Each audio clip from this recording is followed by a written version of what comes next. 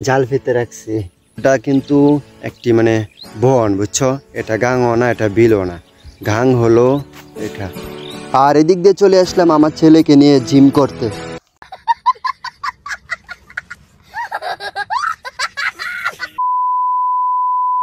আসসালামু আলাইকুম সবাইকে, আশা করি সকালে ভালো আছো। তো আমিও আছি আলহামদুলিল্লাহ অনেক ভালো। তো দীর্ঘদিন ধরে সমস্যার কারণে কিন্তু আমি ব্লগ কন্টিনিউ করতে পারতেছি না, ব্লগ ভিডিও আপলোড দিতে পারতেছি না। অবশেষে আবার কিন্তু আমি ব্লগ স্টার্ট করা শুরু করলাম, যেহেতু আমার চ্যানেলটিতে সমস্যা ছিল সেজন্য কিন্তু অনেকটা ভেঙে গিয়েছিলাম। তো এই মুহূর্তে আবার ব্লগ স্টার্ট করলাম। তো সবাই সাপোর্ট করো, পাশে থেকে এই মুহূর্তে কিন্তু আমি কন্টিনিউ আবার ব্লগ আপলোড দেওয়ার চেষ্টা করব।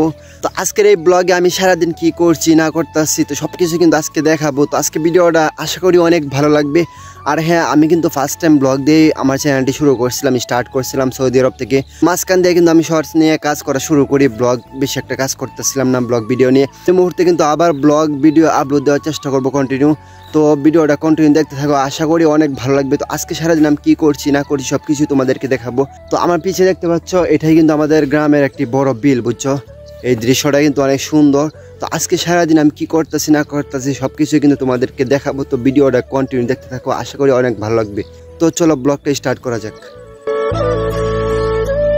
আর এদিক দিয়ে আমি চলে আসলাম সকাল সকাল নানু বাড়িতে। আর দেখো আমার নানু বাড়িতে কিন্তু এই মুহূর্তে কেউ নাই, আমার কোনো মামারা বাড়িতে নাই, সবাই বাহিরে আছে, দেশের বাহিরে।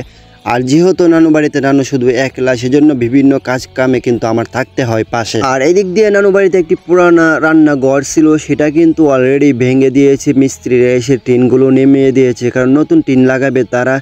আর যেহেতু বাড়িতে বেশি মানুষ নাই, কেউ নাই, সেজন্য কিন্তু এত গুরুত্ব দেওয়া হয় না। তো সামনে যে বিল্ডিংটা দেখতে পাচ্ছ সেটা কিন্তু থাকার ঘর পুরাটাই। আর ওই পাশ দিয়ে ছোট একটি যে রুম, সেটা হলো রান্নাঘর। আর এই ঘরটি কিন্তু এই মুহূর্তে ঠিকঠাক করতে হবে। এই মুহূর্তে কিন্তু মিস্ত্রি এসে কাজে লেগে দিয়েছে। আর আমার কিন্তু অন্য একটি জায়গায় যেতে হবে, কারণ আমার আইডি কার্ড ভেরিফাই কপি লাগবে পাসপোর্টের জন্য। সেজন্য আমি কিন্তু তাদেরকে বলে আমি চলে গেলাম। আর নানু অন্য দিক দিয়ে চলে গেছে পাসপোর্ট নিয়ে আসতে, নানু হজ করতে যাবে। আমার নানুর জন্য সবাই দোয়া করবা। এদিক দিয়ে আমার ছেলেকে নিয়ে বাইক নিয়ে রওনা হয়ে গেলাম নির্বাচন অফিসে। ওই জায়গাতেই কিন্তু আমার আইডি ভেরিফাই কপি নিয়ে আসতে হবে। তো আইডি ভেরিফাই কপিটা নিয়ে নিলাম। এই মুহূর্তে ছেলেকে নিয়ে যাব জিম করতে, ছেলে কিন্তু আবার জিম করে। আর এখন অনেকেই বলবে জানি যে ভাই তোমার ছেলে তোমার সমান কেন, দেখতে তোমার সে বড় কেন? তো দেখো ভাই, এটা আমার ছেলে না, আমরা চাচা ভাতিজা। তো আমরা দুজন অনেক মজা করি, দুজন একসাথে হলে বাপ ছেলে বলে কিন্তু মজা করে চালিয়ে দিই প্রতিটা সময় আমরা দুজনে। আর এদিক দিয়ে আমার ছেলে নাকি স্বাস্থ্য অনেক বেশি হয়ে গেছে, সেটা কমাতে হবে, সেই জন্য সে জিমে ভর্তি হয়ে গেছে আর প্রতিদিন জিম করতেছে। এভাবে 3 মাস নাকি জিম করতে হবে নিয়মিত। তো এই মুহূর্তে দেখো আমার ছেলে আন্ডার টাইগার আমার পাশে দাঁড়িয়ে আছে, আর সে আবার জিম করা শুরু করে দিয়েছে। আর এভাবে ডেইলি সে আধা ঘন্টা 1 ঘন্টা জিম করে। আর যাই হোক, অবশেষে তার জিম করা শেষ। এই মুহূর্তে আমরা চলে যাচ্ছি বাড়িতে। দেখো আজকে কিন্তু আমি অনেকটাই ক্লান্ত, কারণ অনেক দৌড়াদৌড়ি করতে হয়েছে। তো আজকে ব্লগটি বড় করব না, আজকে কিন্তু এই মুহূর্তে ব্লগটি এখানেই শেষ।